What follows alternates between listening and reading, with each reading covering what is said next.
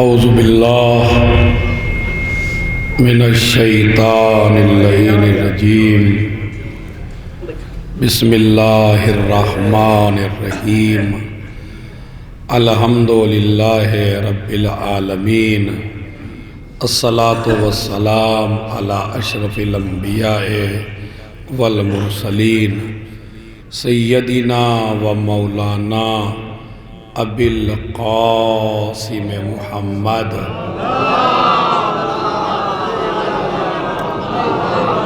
وعلی اہل بیتہ الطیبین الطاہرین المعصومین المظلومین الذین اذہب اللہ عنہم الرجس وطہرہم تطہیرا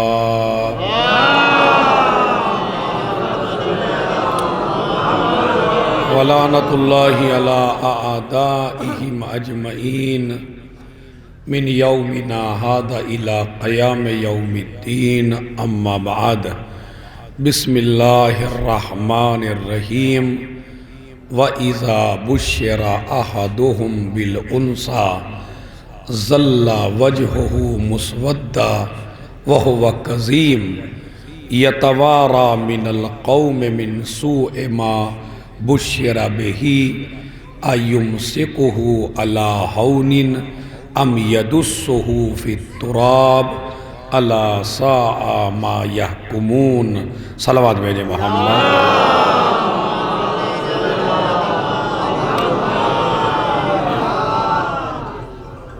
پروردگار عالم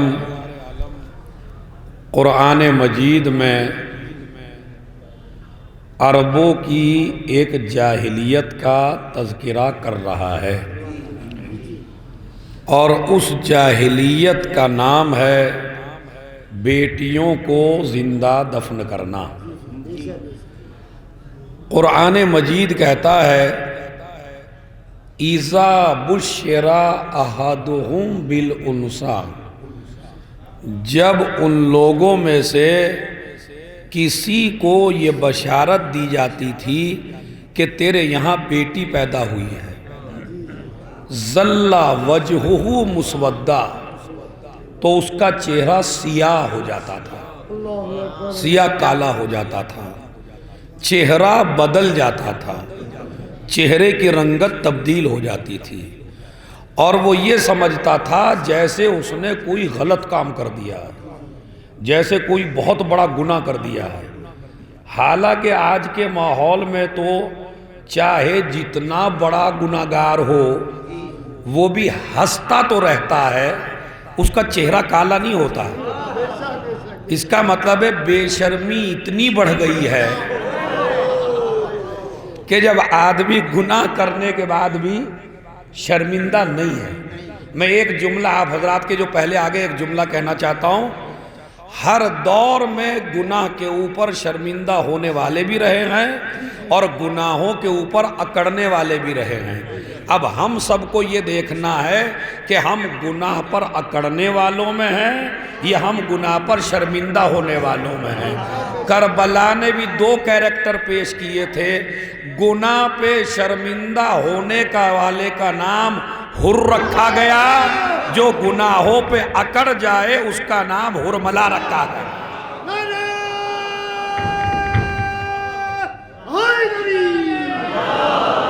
جناب حور علیہ السلام پہ باوجود بلند سلوات۔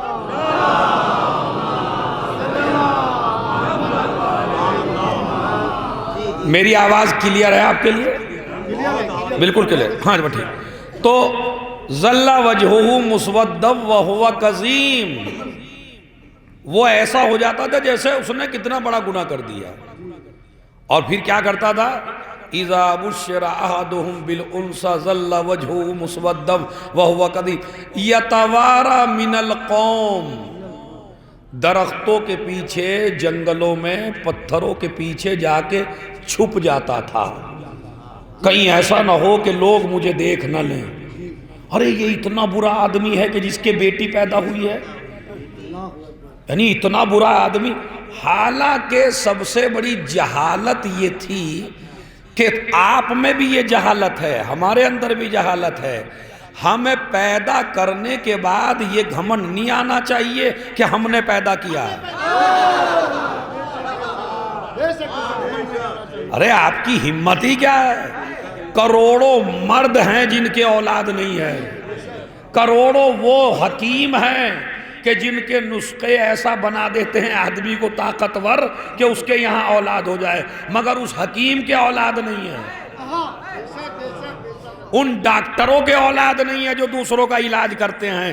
اس کا مطلب ہے اولاد پیدا کرنے کے بعد ماں باپ میں تکبر نہ آئے، میں نے پیدا کیا، اس لیے کہ پیدا کرنے والا کل بھی وہی تھا، پیدا کرنے والا آج بھی وہی۔ ایک صلوات بھیجیں محمد اور آل محمد۔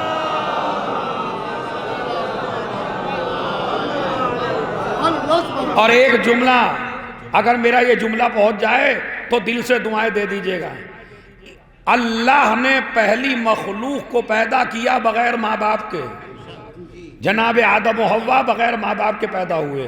آخر اللہ تجھے کیا ضرورت تھی بغیر ماں باپ کے پیدا کرنے کی؟ کہا کچھ ماں باپ ایسے ہیں جن کو گھمنڈ ہو جاتا ہے اولاد پیدا کر کے، ہم پہلے ہی مرحلے میں ماں باپ کا غرور توڑ رہے ہیں، ہم چاہیں تو تمہارے بغیر بھی پیدا کر سکتے ہیں۔ ایک صلوات بھیجے محمد اور آل محمد۔ تو ماں باپ کو گھمنڈ نہیں کرنا چاہیے۔ کیا ہم نے تو یتوارا من القوم من سوء ما بشر بہ، قوم سے جا کے چھپ جایا کرتا تھا کہ نہ جانے مجھ سے کون سا غلط کام ہو گیا یہ۔ اب سوچتا تھا ایوم سے کہو علی ہون، کیا میں اس ذلت پہ باقی رہوں، ام یدسہ فی التراب، یا اسے مٹی میں دفنا دوں۔ تو یہ قرآن مجید نقشہ کھینچ رہا ہے ایک قوم کا جو نبی سے پہلے کی قوم ہے۔ یہ بیماری سارے خاندانوں میں نہیں تھی، وہ میری مجلس کی سب سے بڑی بات ہے یہ جو میں کہہ رہا ہوں، یہ بیماری مولانا صاحب سارے خاندانوں میں نہیں تھی، یہ بیماری خالی ایک گھر میں تھی، لیکن جب مجمع بیماری پر خاموش ہو کے بیٹھ جائے، اور اس کو واضح سمجھ لیجیے، یہ بری رسم، یہ بری عادت، یہ بیٹیوں کو زندہ دفن کرنا، یہ بیٹیوں کو ذلیل سمجھنا، یہ پورے عربوں میں نہیں تھا، یہ خالی ایک گھر میں تھا، ایک گھر سے ایک خاندان میں آیا، ایک خاندان سے دوسرے خاندان میں آیا، اس لیے کہ اگر بیماری کا علاج اسی وقت نہ کر دیا جائے تو پھر یہ بیماری پوری دنیا کو اپنی لپیٹ میں لے لیتی ہے۔ یہ بہت بڑا جرم کیا تھا ایک آدمی نے، لیکن خاموش رہنے والے خاموش رہے تو یہ بیماری پورے مکے میں بڑھتی چلی گئی۔ اسی طرح آج کے زمانے میں بھی اگر کوئی غلط رسم شیعوں میں پھیل رہی ہے تو گھر میں بیٹھ کے خاموش نہ رہنا، کہیں یہ پریشانی پوری دنیا میں نہ پھیل جائے۔ اگر اسی وقت اٹھ جاتے تو کوئی اپنی بیٹی کو زندہ دفن نہ کرتا، لیکن ہر نے کہا بھائی مجھے کیا مطلب اس کی بیٹی، دوسرے کہنے لگے ہمیں کیا مطلب ان کا خاندان الگ، تیسرے کہنے لگے ہمیں کیا مطلب۔ جب کوئی گناہ عام ہونے لگے اور ہر آدمی یہ سوچنے لگے مجھے کیا پرواہ، میں کیا کروں، ہم سے کیا مطلب، تو پھر یہ بیماری اور یہ گناہ پوری دنیا میں پھیلتا چلا جاتا ہے۔ خدا کی قسم اگر معاویہ کو اور معاویہ سے پہلے والوں کو ان کے گناہوں پر پہلے ہی ٹوک دیا جاتا تو یزید جیسا عذاب نہ آتا۔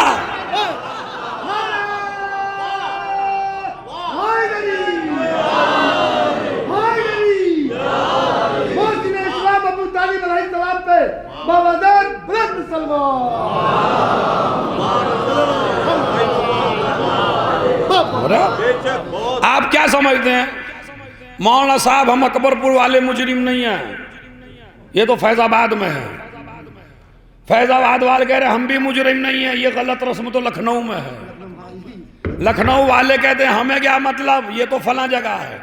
تو بھائی آج ہی تو ایک جگہ ہے، پھر یہ کہاں کہاں جائے گی اس لیے اسلام کہتا ہے جب بھی کوئی گناہ پنپنے لگے مسلمان پر واجب ہے مخالفت کرنا، مسلمان پر واجب ہے حق بات کہنا، مسلمان پر واجب ہے ظالم کے خلاف کھڑا ہونا۔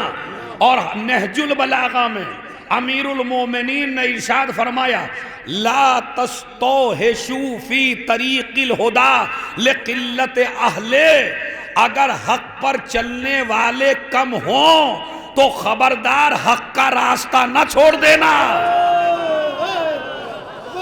ایک صلوات بھیجیں محمد اور آل محمد۔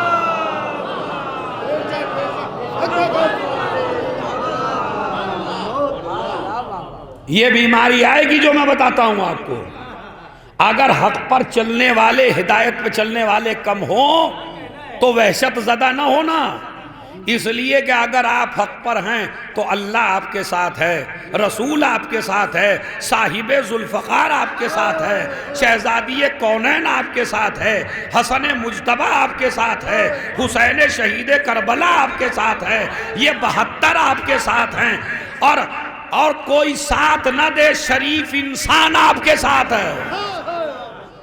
عظمت فاطمہ زہرا سلام اللہ علیہ پہ باوزیر بلند سلوات۔ تو پھر میں آپ سے کہتا ہوں عربوں میں یہ بیماری پھیلی کیسے؟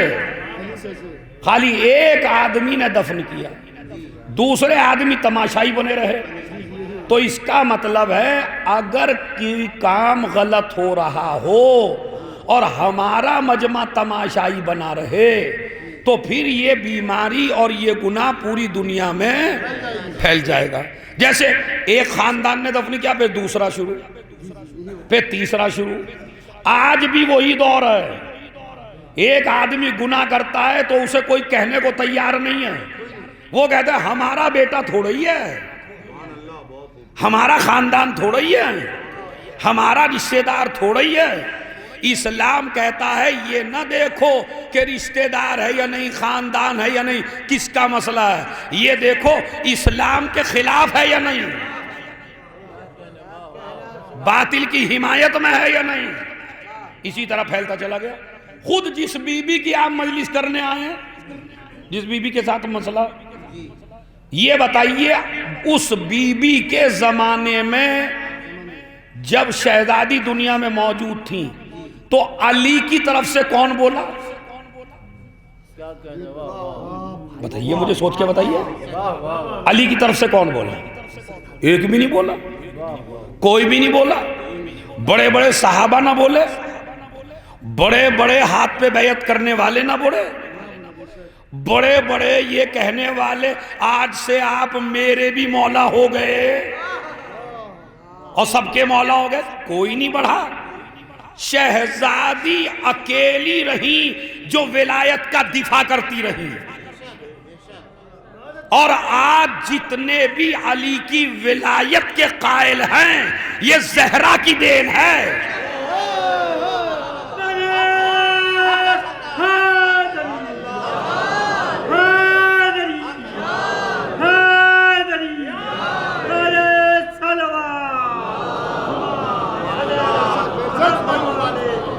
آج میں آپ کو ایک تاریخی مجلس سناؤں گا۔ تو پہلی بیماری ہے کہ جب بھی بیماری بڑھے یا جب بھی گناہ بڑھے تو فوراً آپ اس کے اگینسٹ کھڑے ہو جائیے۔ اسی لیے زیارت وارثہ آپ لوگ، ارے مولانا ہم نے تھوڑی غلط کام کیا، تو میں جانتا ہوں جتنے یہاں مجلس میں بیٹھے انہوں نے کوئی سے نہیں غلط کام کیا، لیکن میں کیا کروں جب امام زیارت وارثہ میں 3 آدمیوں پہ لعنت کرے؟ لعن اللہ امتن قتلت کا، ولعن اللہ امتن ظلمت کا، ولعن اللہ امتن سمعت بذالک فرضیت بے۔ جنہوں نے قتل کیا ان پہ بھی لعنت، جنہوں نے ظلم کیا ان پہ بھی لعنت، جو قتل پر خاموش رہے۔ حسینیہ حسینیہ حسینیہ یزیدیہ یزیدیہ یزیدیہ نعرہ صلوات محمد ایک صلوات پڑھ دیں محمد اور آل محمد.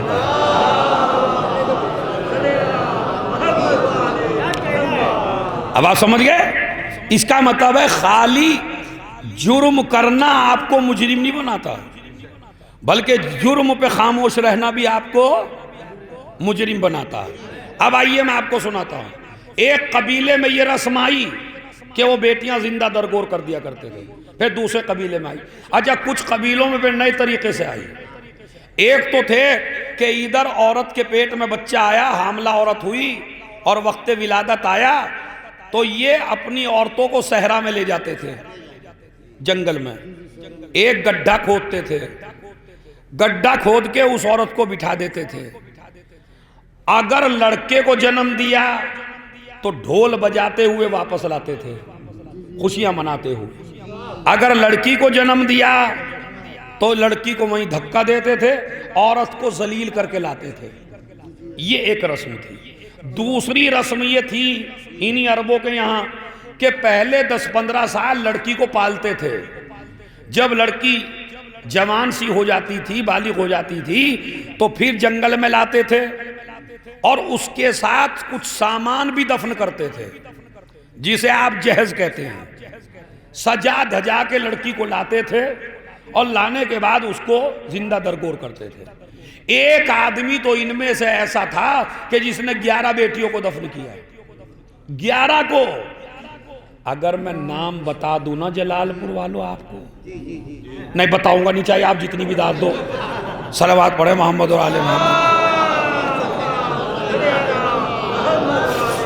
بتاؤں گا نہیں، اشارہ دوں گا، سمجھنا آپ کا کام ہے.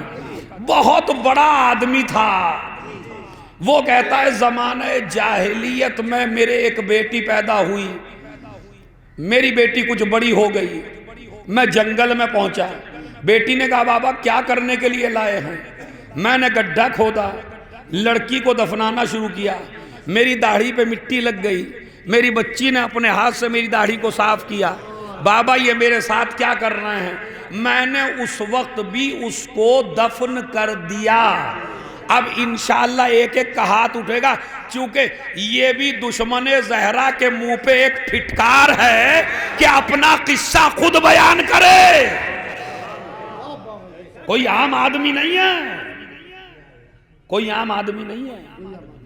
رسول اللہ کی بیگم کے ابا، سمجھ رہے ہیں؟ ہاں تو اتنا بڑا آدمی ہے. بتائیے وہ کہتا ہے زمانے جاہلیت میں نے خود بچیوں کو دفن کیا. تو یہ رسم تھی عربوں کے اندر. اس کے بعد بچیوں کو دفنانا، ناچتے ہوئے آنا، اور اس کے بعد پھر زندہ درگور کرنا. ایسے ماحول میں ایک ہی خاندان تھا بس کہ جس نے اس کے خلاف آواز اٹھائی، اور وہ تھی فاطمہ کی ماں.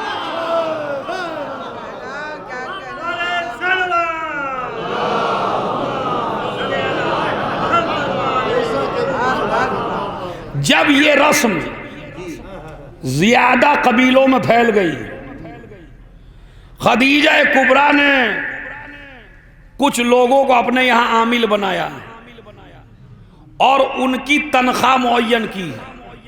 کسی کی 50,000، کسی کی 30,000، کسی کی 35,000. انہوں نے کہا ہمارا کام کیا ہوگا خدیجہ؟ کہا تمہارا کوئی کام نہیں ہے، تمہارا کام ہے خالی جنگلوں میں ٹہلنا، صحرا میں ٹہلنا. اور خالی ان کو تنخواہ نہیں دیتی تھی، ایک رقم دیتی تھی خاص. اور ایک ہاسٹل بنایا تھا جناب خدیجہ نے، ایک ہاسٹل بنایا تھا جناب خدیجہ نے. اسلام میں سب سے پہلا ہاسٹل جس بیوی نے بنایا اسے خدیجہ کہتے ہیں. یہ بھی ایک ہسٹری ہے. ایک ہاسٹل بنایا تھا. اب آپ تو سوچ رہے ہوں گے مولانا آزادار پتہ نہیں کیا سنا رہے ہیں، کاہے کے لیے ہاسٹل بنایا تھا؟ وہ عرب جو اپنی بیٹیوں کو زندہ دفن کرتے تھے، خدیجہ کے عامل، خدیجہ کے نوکر جاتے تھے جنگل میں، جو بھی باپ بیٹی کو دفن کرتا ملتا اس کو کافی مقدار میں پیسہ دیتے تھے اور بیٹی کو لے لیتے تھے اور بیٹی کو جمع کر دیتے ہاسٹل میں جا کے. اس طرح کئی سو بیٹیاں ہو گئیں. اب جب یہ چھوٹی چھوٹی بیٹیاں بڑی ہوئیں اور انہوں نے خدیجہ کو اپنے سے محبت کرتے دیکھا تو یہ رسول کو باپ کہنے لگی اور خدیجہ کو ماں کہنے لگی.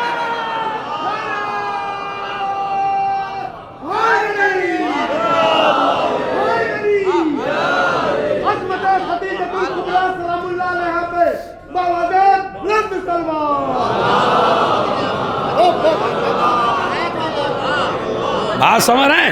اسلام میں سب سے پہلا ہاسٹل لڑکیوں کا اور بے وارث بچیوں کا جس نے کھولا عرب کے اندر اس کو خدیجہ کہتے ہیں. باپ پیسہ لے لیتا تھا، بیٹی ان کے حوالے کرتا تھا، بیٹی کو خدیجہ پالتی تھی. اب یہ پلی ہوئی بچی ماں کہتی تھی خدیجہ کو. مسلمان سمجھا 4 بیٹیاں ہیں.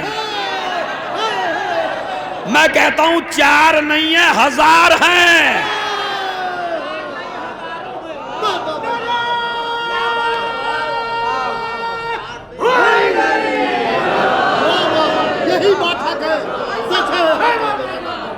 صلوات بھیج دیں محمد اور آل محمد.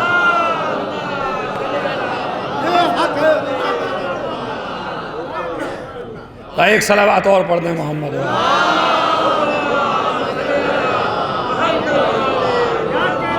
سمجھ رہے؟ تاریخ سمجھ میں آئی؟ تو یہ پلی ہوئی بچیاں خدیجہ کو ماں کہتی تھی.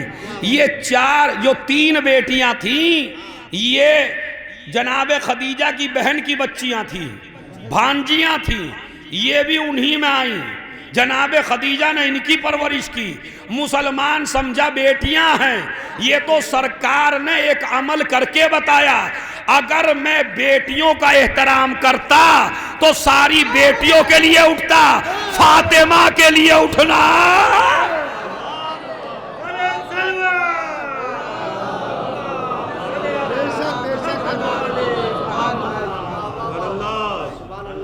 تو ساری لڑکی. اچھا عزت سب سے پہلے لڑکیوں کو کس نے دی؟ خدیجۃ الکبریٰ نے. اب آئیے نبی نے ارشاد فرمایا من آل 3 بنات وجبت لہ الجنہ. جو انسان 3 بیٹیوں کی تربیت صحیح کر دے اللہ اس باپ کے اوپر جنت کو واجب کر دیتا ہے. دوسری حدیث حرم اللہ علیہ النار.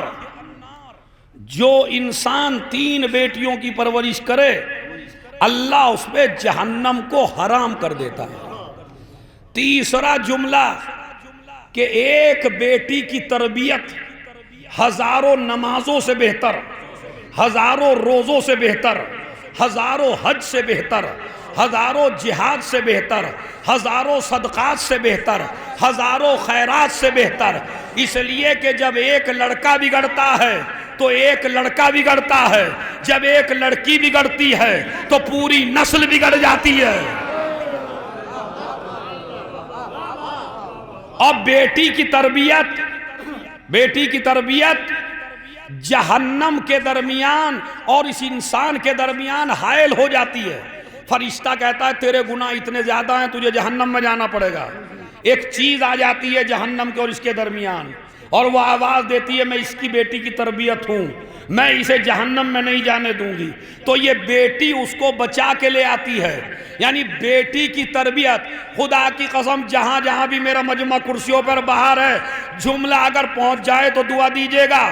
بیٹی کی تربیت باپ کو جہنم سے بچا کے لاتی ہے. بیٹی کی تربیت باپ کو جہنم سے بچا کے لاتی ہے. نہ کسی ملا کو اعتراض ہے، نہ کسی مفتی کو اعتراض ہے، نہ کسی حافظ جی کو اعتراض ہے، نہ قاری قرآن کو اعتراض ہے، نہ تراویح پڑھنے والوں کو اعتراض ہے. ارے آپ کی بیٹی آپ کو بچا لے جہنم سے تو کوئی تعجب کی بات نہیں ہے. فاطمہ اپنے شیعوں کو بچا لے.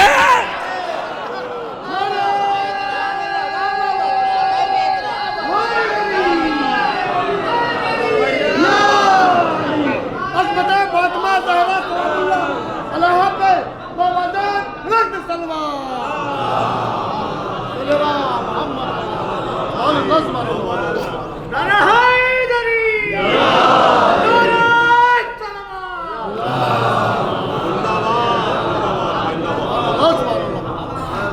تو مجھے آپ یہ بتائیے کہ بیٹی کی تربیت اسی لیے آپ پہ واجب ہے، نماز سے زیادہ، روزے سے زیادہ، حج سے زیادہ، مجلس سے زیادہ، ماتم سے زیادہ، ایام فاطمیہ میں سب کو کہہ رہا ہوں، جتنے بھی نیک اعمال ہیں ان میں سب سے افضل ہے اپنی بیٹی کی تربیت کرنا، اس لیے کہ بیٹی صحیح ہو جائے تو پوری نسل صحیح ہو جاتی ہے، ایک بیٹی ایک نسل کو سدھار دیتی ہے، ایک بیٹی ایک نسل کو، اور یہ گمان میں نہ رکھیے کہ نسل تو اچھا، جہالت کے کچھ جراثیم تو ہم میں بھی ہیں، وہ جو عربوں میں تھی وہ ہم میں بھی ہے، آپ کے یہاں بھی لڈو بیٹے پہ بٹتے ہیں، ابھی دادی سے کہیے کیا ہوا، لڑکا، وہ جو ہماری بڈھی دادی ہے ہنسا بھی نہیں جاتا پھر بھی ہنستی ہے، کمزوری کی وجہ سے ہنسا نہیں جا رہا مگر پھر بھی مسکرا رہی، ادھر کہا پوتی ہوئی،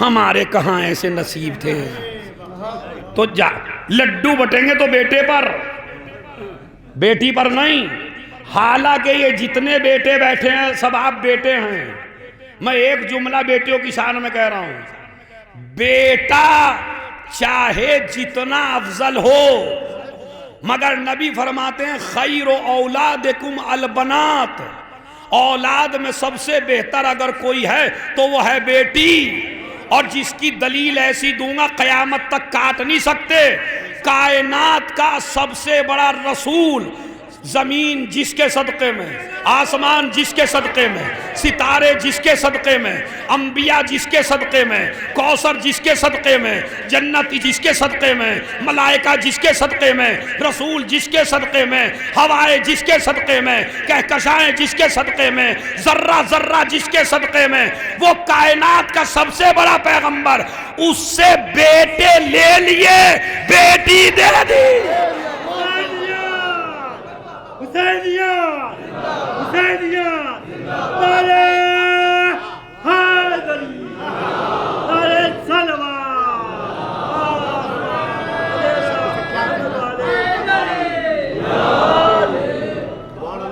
بیٹے دے دیے،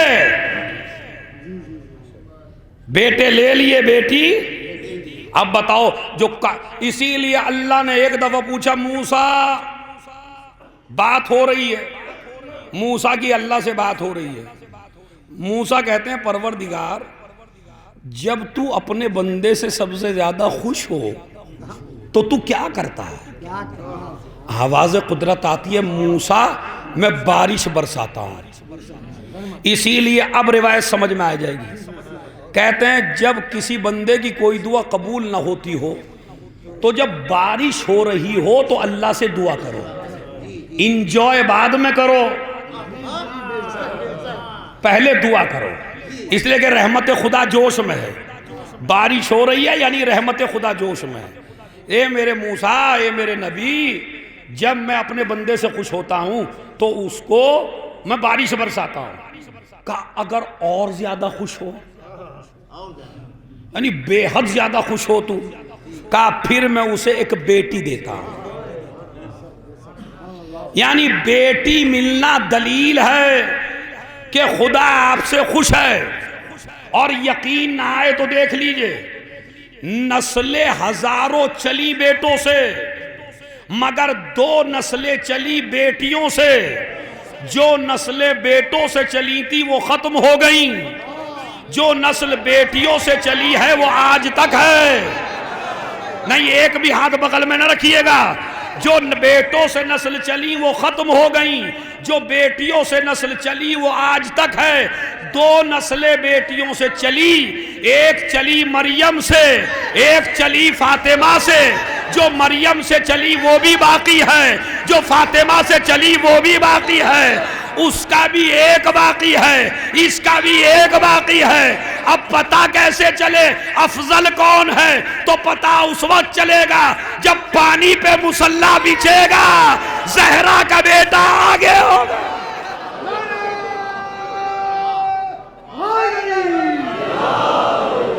زمانہ کے سلامتی کے لیے باوجود رد سلمان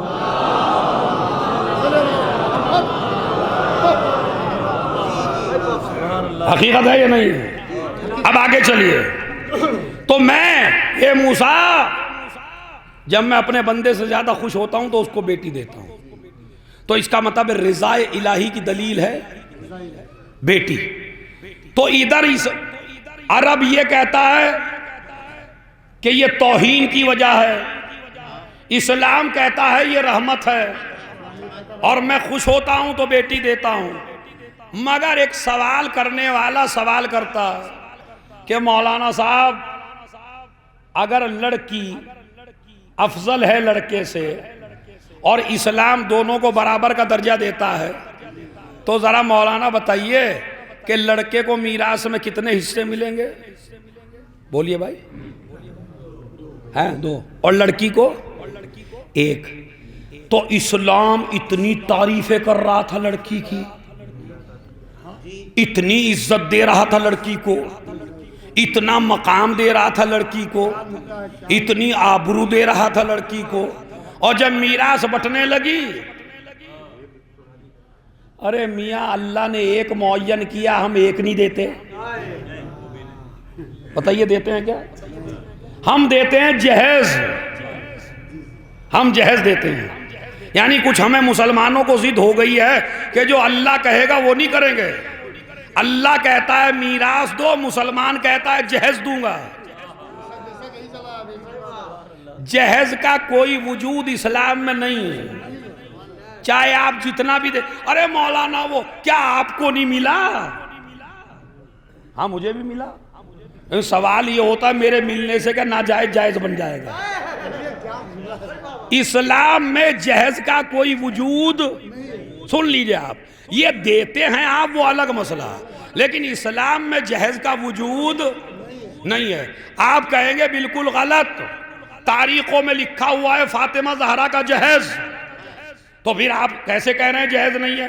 بالکل کہہ رہا ہوں، لڑکی کے لیے جہیز ہے ہی نہیں باپ کے اوپر.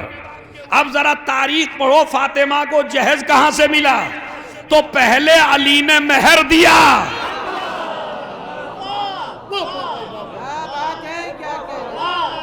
جہیز کا قانون سمجھے آپ کیا ہے؟ جہیز کا قانون ہے پہلے لڑکا مہر دے، پھر اس مہر سے جہیز خریدے. تو اب اگر کسی کو کار چاہیے تو کار کا دے دے، جہاز چاہیے تو جہاز کا دے دے. کیسا عجیب سا لڑکا ہے، ڈاکٹری کر لیا، پی ایچ ڈی کر لیا، انجینئری کر لیا، اور کہتا ہے مجھے جہیز میں گاڑی چاہیے، بائک چاہیے. ایسے کمبخت سے اپنی بیٹی نہ دو جو سسر کے پیسے پہ مزے لوٹنے لگے. یہ بیٹی دینے کے لائق نہیں ہے. اللہ نے تجھے بیٹی اس لیے دلوائی تاکہ بازوؤں کی طاقت سے اسے بھی حلال کھلا، اپنی اولاد کو بھی حلال کھلا. عظمت فاطمہ زہرا سلام اللہ علیہا پہ باوازِ بلند سلوات.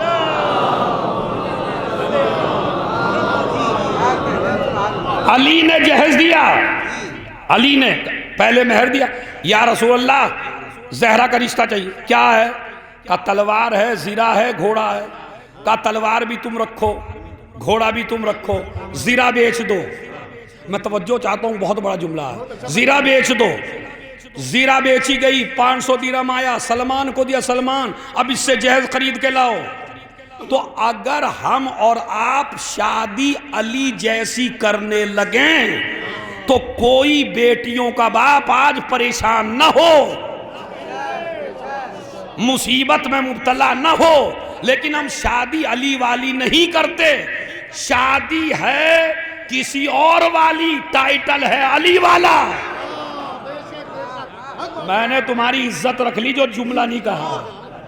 شادی ہے کسی اور والی، ٹائٹل ہے علی والا. میرے نبی نے فرمایا زرہ بیچ دو. کہا زرہ کیوں بیچ دے؟ کہا زرہ کا کام ہے زخموں سے بچانا، اب تمہیں زرہ کی ضرورت نہیں ہے. جو کام زرہ کرتی تھی آج سے دعائے فاطمہ کرے گی. عظمت فاطمہ زہرا سلام اللہ علیہا پہ باوازِ بلند سلوات.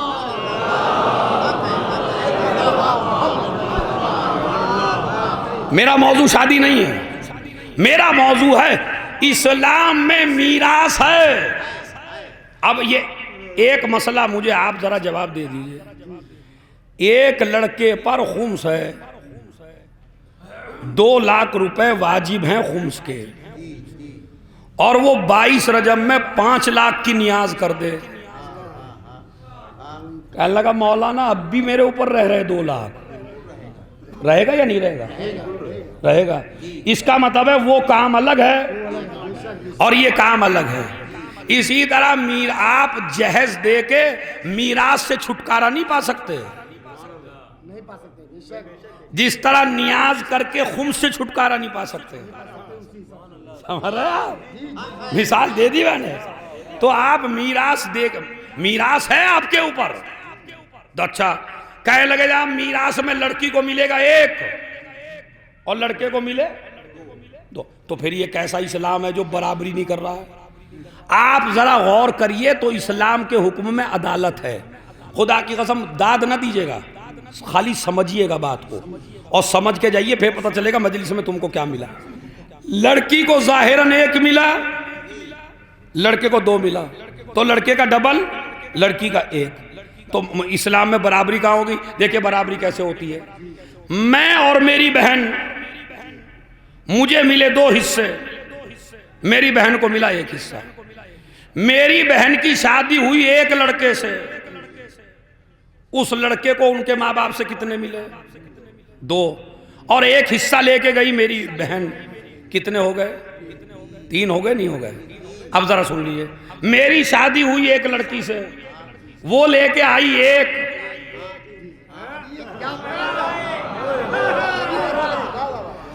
اور میں لے کے گیا تو 3 ان پہ اور 3 میرے اوپر۔ بتائیے کہاں ہے عدالت؟ ہے یا نہیں ہے؟ بتائیے عدالت ہے یا نہیں ہے؟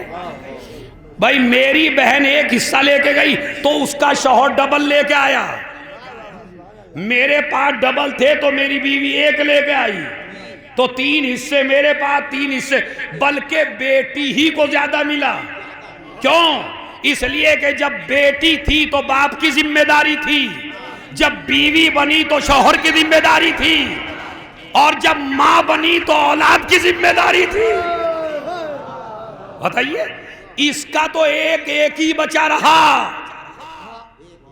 یہ جو 1 لے کے آئی تھی بیٹی بن کے، اس کا 1 بچا رہا، اس لیے کہ جب بیٹی تھی باپ نے خرچ کیا، جب بیوی تھی شوہر نے خرچ کیا، جب ماں بنی تو اولاد نے خرچ کیا۔ تو اسلام کا کوئی حکم عدالت کے خلاف نہیں ہے، اسی لیے کہا لڑکی عالم اسلام میں سب سے افضل ہے، مگر اس کی صحیح تربیت کر دو، اس لیے کہ لڑکی کی تربیت صحیح ہو جاتی ہے تو فرعون چاہے جتنا بڑا کافر ہو، آسیہ ماحول بدل دیتی ہے۔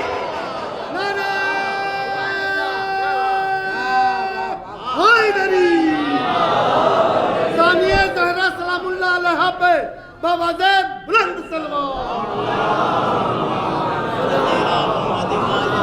بے شک بے شک۔ اب ایک مسئلہ اور سمجھاؤں میں آپ کو، وہ مسئلہ سنیے۔ بیٹی کو کتنی عزت ملی اللہ کے یہاں سے، سنیے بسم اللہ الرحمن الرحیم۔ یا فاطمہ ان اللہ یرضا لرضا کے ویغضب لغضب کے، اے میری بیٹی فاطمہ جس سے تو خوش ہو جائے، بولیے کیا ہے آگے؟ اس سے میرا خدا خوش ہے، اور جس سے تو ناراض اس سے میرا خدا ناراض۔ ایک طرف تو بیٹی کو ذلت سمجھا جا رہا ہے، ایک طرف رسول اتنی عزت دے رہے ہیں بیٹی کو کہ نہیں جس سے تو راضی اس سے میرا خدا راضی، اور جس سے تو ناراض اس سے میرا خدا ناراض۔ ہم ہی میں سے ایک آدمی پہنچ گیا چھٹے امام کے پاس، مولا یہ حدیث غلط ہے، یہ حدیث ہماری سمجھ میں نہیں آتی۔ امام نے کہا کیوں؟ بھلا ایک عورت کے ناراض ہونے سے اللہ ناراض ہو جائے گا؟ ایک عورت کے خوش ہونے سے اللہ خوش ہو جائے گا؟ ہماری سمجھ میں نہیں آتا یہ جو تمہارے ذاکرین، تمہارے خطبہ، تمہارے عالمی پڑھتے ہیں کہ ایک لڑکی زہرا خوش تو خدا خوش، زہرا ناراض تو خدا ناراض، ہماری سمجھ میں نہیں آتا۔ میرے نبی نے فرمایا، قول نقل کر کے امام فرماتے ہیں کہ یہ بتا، اگر تو ایک راستے سے گزر رہا ہو اور ایک فقیر آدمی راستے میں ہو اور تو نے اسے کھانا کھلا دیا ہو اور یہ مومن خوش ہو جائے تو بتا اللہ خوش ہوا یا نہیں؟ کہا بالکل اللہ خوش ہو گیا۔ کہا اگر اسی کے تو نے تماچا مار دیا، یہ مومن ناراض ہو گیا، اللہ ناراض ہوا یا نہیں؟ کہا اللہ ناراض ہو گیا۔ کہا تو مجھے تیری عقل پہ تعجب ہے، ایک آدمی کے ناراض ہونے سے اللہ ناراض ہو جائے، ایک آدمی کے خوش ہونے سے اللہ خوش ہو جائے، اور جس کا کلمہ پڑھ کے مومن بنا، صلوات بھیج دیں محمد۔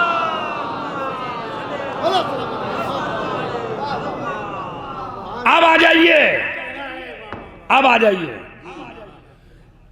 دیکھیں زہرا راضی تو خدا راضی، اور زہرا ناراض، زور سے بولیے، خدا ناراض۔ اب آپ کو کسی کو اپنی خوشی سے رضی اللہ کہنے کی پرمیشن نہیں ہے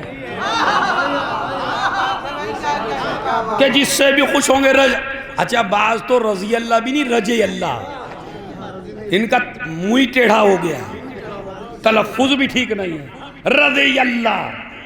دیکھیے اللہ کے باڈی نہیں ہے، اللہ کے جسم نہیں ہے۔ پہلی مجلس توحید کے اوپر ہوئی تو میں آپ کو سمجھاؤں، اللہ کے باڈی، زور سے بولیے جوانوں، اللہ کے جسم نہیں ہے۔ کیوں؟ باڈی کی خاصیت ہے ایک جگہ ہوتی ہے دوسری جگہ نہیں ہوتی۔ آپ امام باڑے میں ہیں تو اکبر پور میں نہیں ہیں، اور جب اکبر پور میں تھے تو رامپور میں نہیں تھے۔ اگر آپ لکھنؤ ہیں تو اکبر پور نہیں ہے، اور اگر اکبر پور ہیں تو لکھنؤ نہیں ہے۔ باڈی کی خاصیت ہوتی ہے ایک جگہ ہونا دوسری جگہ نہ ہونا۔ اللہ کے اگر باڈی ہوتی ہمالیہ جتنی بھی ہوتی تو ایک ہی جگہ تو ہوتی، دوسری جگہ نہ ہوتی۔ اگر اللہ کے باڈی ہوتی اگر آسمان پہ ہوتا تو زمین پہ نہ ہوتا، اور زمین پہ ہوتا تو آسمان پہ نہ ہوتا۔ لو جلال پور والو ہدیہ لے لو مجھ سے، باڈی کی خاصیت ہے ایک جگہ ہونا، اور نماز بتاتی ہے اللہ زمین میں بھی ہے، اللہ آسمان میں بھی ہے۔ دعائے قنوت بتاتا ہے اللہ آسمان میں ہے، سجدہ بتاتا ہے اللہ میں۔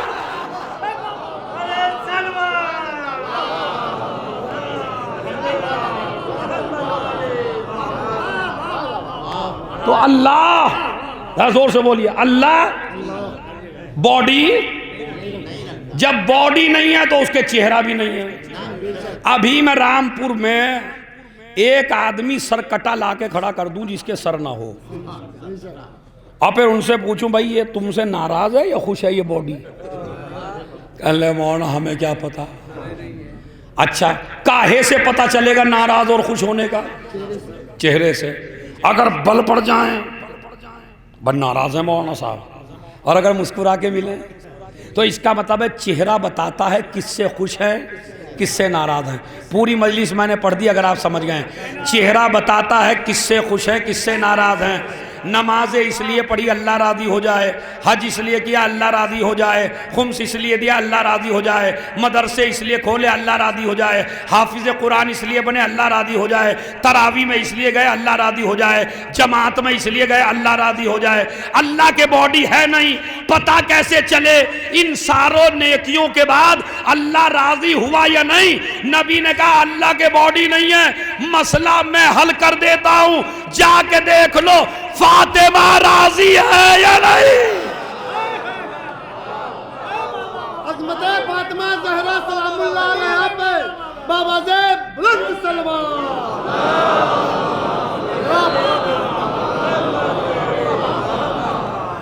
زہرا راضی،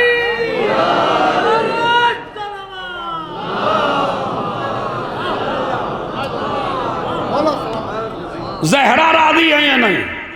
اس لیے کہ سارا معاملہ ٹکا ہے رسول کی بیٹی کی رضا پر، پورا دین ٹکا ہے رضا پر، سارے اعمال ٹکے ہیں نماز پر، نماز ٹکی ہے رضا فاطمہ پر۔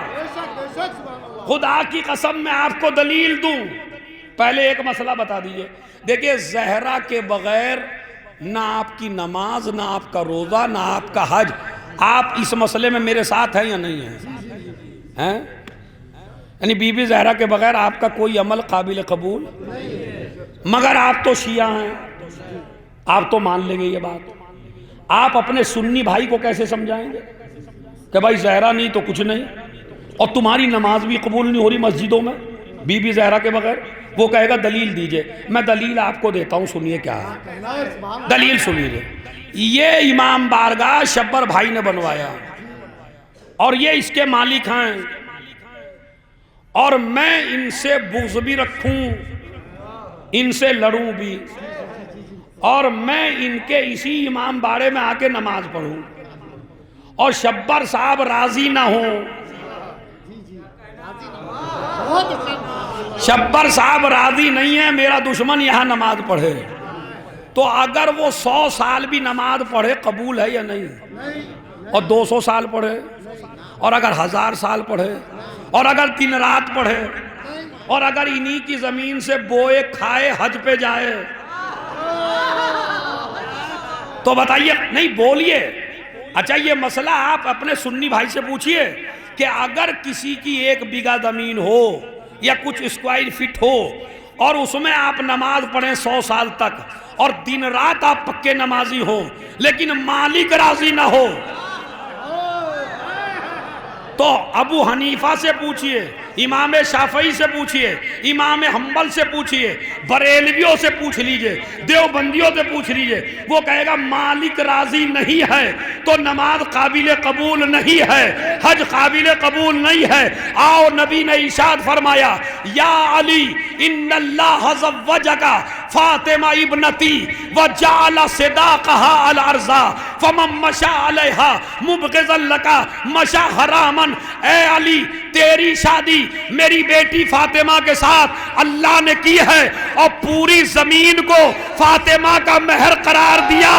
اب جو تجھ سے اور فاطمہ سے بغض رکھ کے اس زمین پہ چلے اس کا چلنا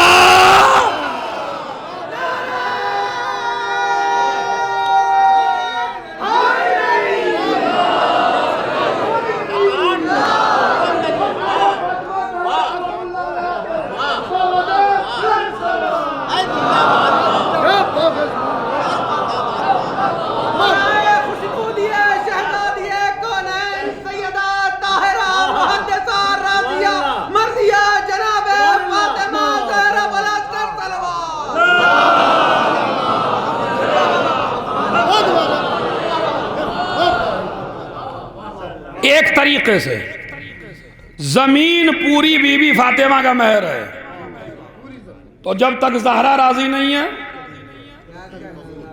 تب تک آپ کی نماز نہیں. اچھا چلیے، ایک کہنے لگا زمین میری ہے. اب آپ دوسری طرف آ جائیے،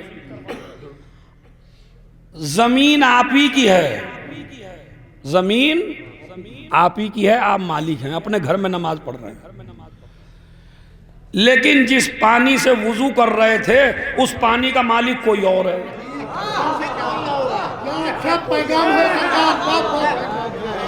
یعنی نماز آپ اپنی جگہ پہ پڑھ رہے ہیں لیکن جس پانی سے وضو کر رہے تھے وہ پانی میرا تھا، اور میں نے کہا میری اجازت نہیں ہے کہ آپ میرے پانی سے وضو کریں. تو اگر ایسی وضو سے نماز پڑھیں کہ جس وضو کا پانی غصبی ہو تو تب بھی آپ کی نماز ٹھیک.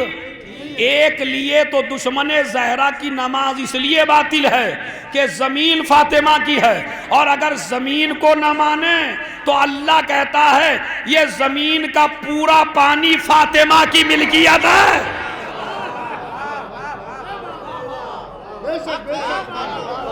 تو جب وضو ٹھیک نہیں، بھائی تم نے توضیح المسائل میں پڑھا یا نہیں پڑھا؟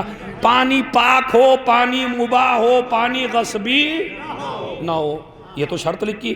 تو جس کا وضو ٹھیک نہیں اس کی نماز ٹھیک نہیں، نماز کی جگہ ٹھیک نہیں تو نماز ٹھیک نہیں. اب تیسرا مسئلہ، طہارت 2 طریقے کی ہے.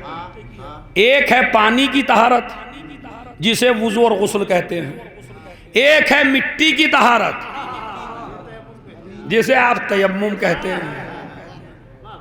جسے آپ تیمم کہتے ہیں، تو پانی بھی زہرا کی ملکیت اور مٹی بھی زہرا کی ملکیت۔ ارے میاں یہ تو شکر خدا کرو کہ انہوں نے مباح کر دیا، ورنہ بے غسلے پھرتے۔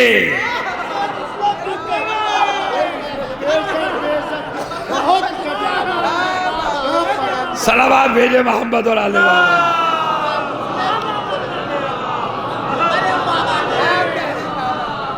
ایک صلوات اور پڑھ دیں محمد اور آل محمد۔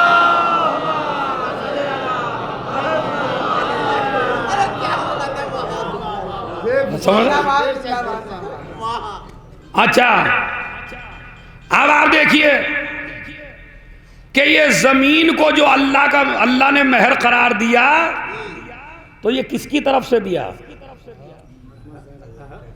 اللہ نے مہر کس کی طرف سے دیا؟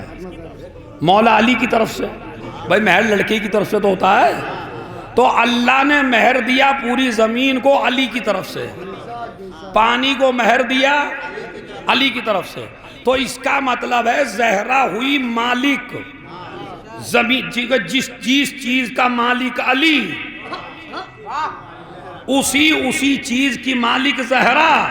جب مالک زہرا بنی تو پانی بنا ملکیت زہرا۔ خدا کی قسم نسلوں سے مجلس سنتے آ رہے ہو، مگر آج کی مجلس کا یہ نقطہ سن کے جاؤ، پانی بنا ملکیت زہرا۔ یاد رکھیے آپ راستے میں چلتے ہوئے کسی سے کھانا مانگیے تو کھانا مانگنا عیب ہے، لیکن آپ پانی مانگیے، پانی مانگنا عیب نہیں ہے، کھانا مانگنا ہے۔ 3 دفعہ کہوں گا اور پھر سلام کروں گا، اس کی سماعت کو جو سمجھ جائے۔ کھانا مانگنا عیب ہے، پانی مانگنا عیب نہیں ہے۔ کھانا مانگنا عیب ہے، پانی مانگنا عیب نہیں ہے۔ اسی لیے اہل بیت کے قافلے نے کربلا کے بعد پانی تو مانگا۔ ارے میں زیادہ کر رہے، پانی تو مانگا، کھانا نہیں مانگا۔ میں نے مولا سے کہا مولا حسین پانی بھی کیوں مانگا؟ کہا پانی مانگ کے یزیدیوں کو بتایا یہ میری ماں کا مہر ہے، ہندا کا مہر۔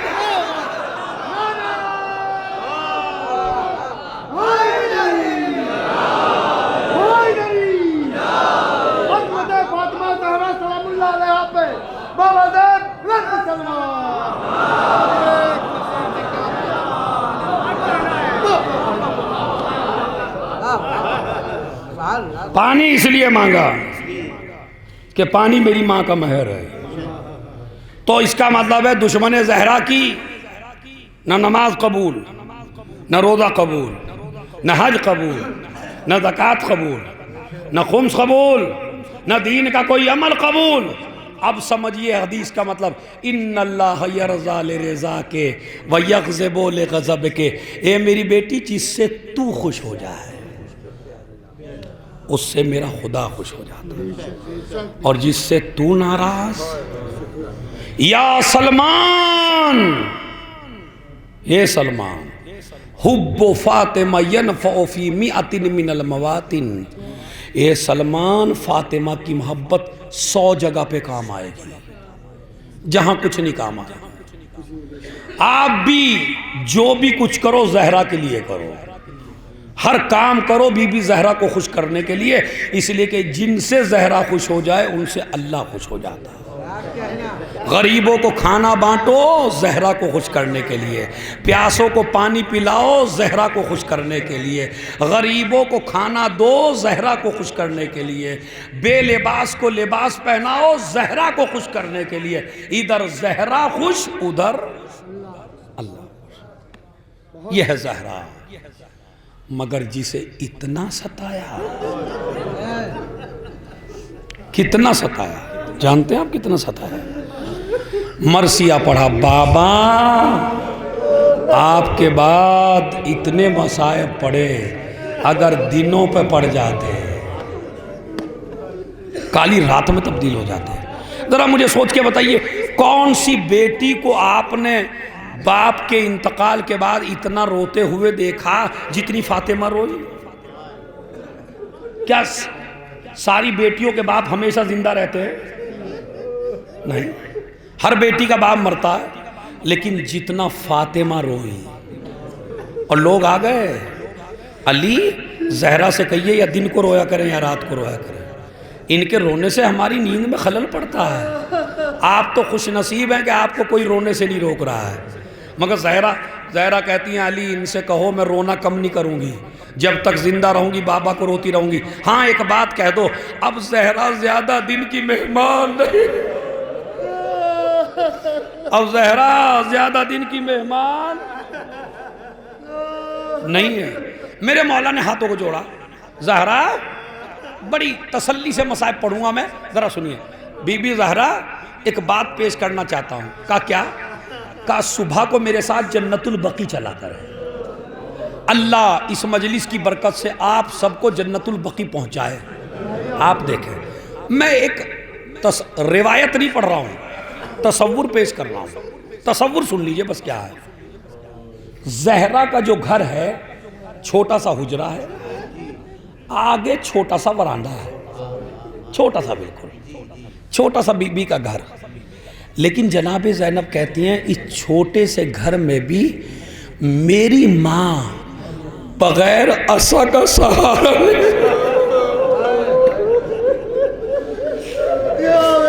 شاید اللہ سمجھے نہیں آپ ابھی. یعنی اگر 4 قدم بھی چلتی تھی فاطمہ تو عصا کا سہارا لے کے چلتی تھی یا گھر کی دیوار پکڑ کے چلتی تھی. مگر مجھے ذرا سوچ کے بتائیے، جس بی بی سے گھر میں نہیں چلا جاتا وہ جنت البقیع کیسے جاتی ہوگی؟ حسن و حسین کو ساتھ لے کر جنت البقیع بیٹھ کر اپنے بابا کو روتی، اور جب شام ہوتی علی جاتے فاطمہ کو گھر لے کے آتے. ایک دن تھوڑی دیر ہو گئی، میرا مولا پہنچا، زہرا نے رونا شروع کیا. علی نے پشت پہ ہاتھ رکھا، زہرا کیا آج بابا زیادہ یاد آئے؟ کہا نہیں. پھر اتنا کیوں رو رہی ہو؟ کہا علی آج ظالموں نے مجھ پہ بڑا ظلم کیا. کہا کیا؟ کہا جب دھوپ تیز ہو جاتی تھی تو میں درخت کے سائے میں بیٹھ کے رو لیا کرتی تھی، آج ظالموں نے وہ پیڑ بھی کاٹ دیا. ارے میں پوری دن دھوپ میں روتی رہی. میں کہوں گا شہزادی ایک دن دھوپ میں روئی، علی سے شکایت کر دی، مگر ربا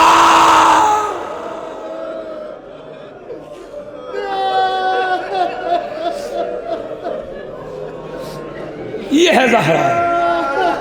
با ایک مصائب اور، جب زہرا مریض ہو کے لیٹ گئی، بی بی فرماتی ہیں جناب زینب اے اللہ میری زبان میں وہ طاقت دے اور آپ کے کلیجے میں وہ طاقت دے. پتہ کیا کہتی ہیں؟ میری ماں کی حالت یہ تھی کہ میری ماں کو پسلیوں سے سانس نہیں آتا،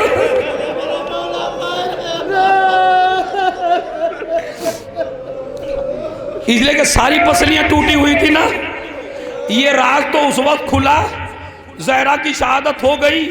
پہلے وہ پڑھ دوں، زہرا کی شہادت ہو گئی، 3 دن ہو گئے، علی گھر سے باہر نہ نکلے. سلمان اور عمار پریشان، ہمارا مولا ہم سے کیوں نہیں ملتا. ایک مرتبہ عمار گھر کے اندر داخل ہوا، کیا دیکھا؟ علی بیچ میں بیٹھے ہیں، ادھر حسن بیٹھے ہیں، ادھر حسین. علی کبھی حسن کو دیکھ کے روتے ہیں، کبھی حسین کو دیکھ کے روتے ہیں. میں نے کہا مولا آپ اتنا کیوں رو رہے ہیں؟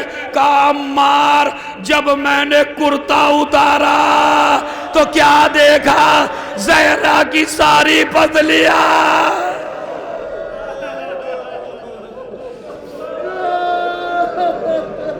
زہرا کی ساری پسلیاں ٹوٹ گئی. یہ آپ نے دیکھا، 2 منٹ کا مصائب ہے خالی، انشاءاللہ گھر جا کے آپ خوب روئیں گے. روایت کے الفاظ ہیں، روایت کے الفاظ. مقتل پڑھ رہا ہوں آپ سے، اور وہ مرثیہ بھی جلال پور کے لوگ زیادہ سمجھیں گے. مقتل جب ہمارے یہاں جنازے کو دفنا دیا جاتا ہے تو ہاتھوں کو سیدھا کر دیا جاتا ہے. بس اللہ مجھے معاف کرنا، آپ خدا کی قسم کہتے ہیں ہاتھوں کو سیدھا کر دیا جاتا ہے. جب زینب ماں سے ملنے آئی رخصت آخر کے لیے تو زینب نے دیکھا ماں کا ہاتھ سینے پہ رکھا ہے، جا کے کہا بابا میری ماں کا ہاتھ سیدھا کیوں نہیں ہوتا ہے؟ پتہ علی نے کہا نہلا کے جو کفنانے لگے میت زہرا کی عرض یہ زینب نے حضور شہ والا اماں کا میری ہاتھ تو سیدھا کرو بابا۔ علی نے کہا بیٹی یہ ہاتھ سیدھا نہیں ہوگا، یہ ہاتھ اس ہاتھ پہ کب تازیانہ لگا جب علی کے گلے میں رسی کا پندہ ڈال کے لے کے چلے اور ایک ہاتھ سے زہرا نے دامن پکڑ لیا، فوج نے اپنی طرف کھینچا، فاطمہ نے اپنی طرف کھینچا، فاطمہ کھچتی چلی گئی۔ ارے جب فاطمہ سے دامن نہ چھوٹا قنفذ نے تازیانہ اٹھایا، فاطمہ کے ہاتھ پہ مارا، جب تک زندہ رہے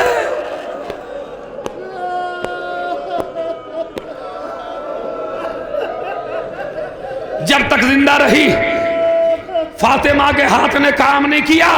اس کے بعد سنیے، کسی نے کہا چھٹے امام سے، خدا بڑا سخت ہے، چھٹے امام سے کسی نے کہا مولا جب دروازے کے پیچھے فاطمہ تھی اور دروازہ گرایا جا رہا تھا تو فاطمہ دروازے کو چھوڑ کے ہٹی کیوں نہیں؟ میرے امام نے سر پیٹ لیا اور پیٹ کے کہا دروازے میں ایک کیل تھی جو فاطمہ کے پیٹ میں داخل ہوئی۔ ارے زہرا نے چیخ ماری، اے فضا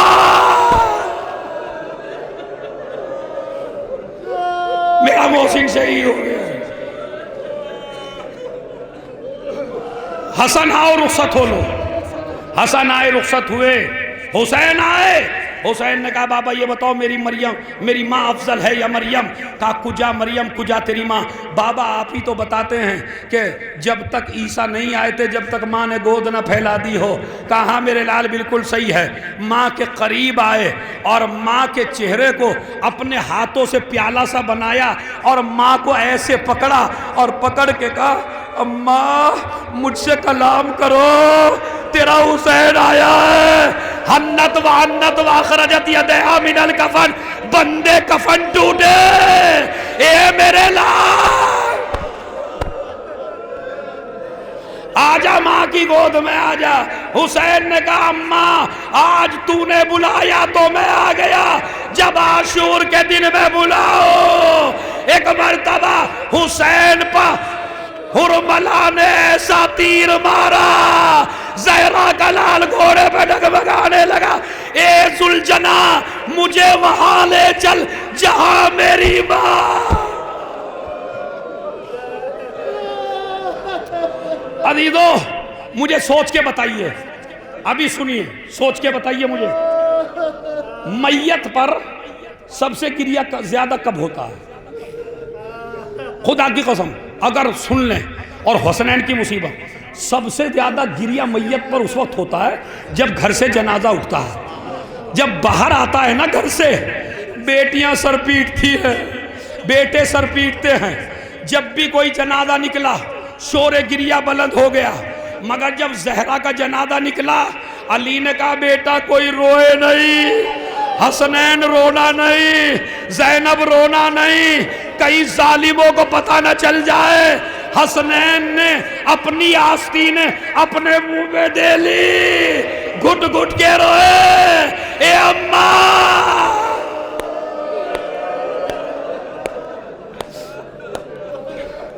ادھر جنازہ چلا، سنیے ذرا، ادھر جنازہ چلا، جنازہ گھر سے باہر نکلا، آخری جملہ گھنٹوں تک روئیں گے، جنازہ گھر سے باہر نکلا۔ ایک مرتبہ علی نے کیا دیکھا، جنازے کے پیچھے پیچھے 5 سال کی ایک بچی ہے، جدھر جدھر چاند کی روشنی پڑتی ہے اور تابوت کا سایہ پڑتا ہے وہاں وہ بچی تابوت کے سائے میں چلی جاتی ہے۔ بیٹا حسن یہ کون ہے؟ کہا بابا ماں کی محبت میں زینب کبریٰ گھر سے باہر نکل آئی، میرے مولا نے جنازے کو چھوڑ دیا، زینب کو گود میں اٹھایا، میری بیٹی میرے سامنے گھر سے باہر نہ نکلنا۔ میں نے کہا علی رات کی تاریکی میں بھائیوں کے ساتھ زینب کو نکلنے نہ دیا۔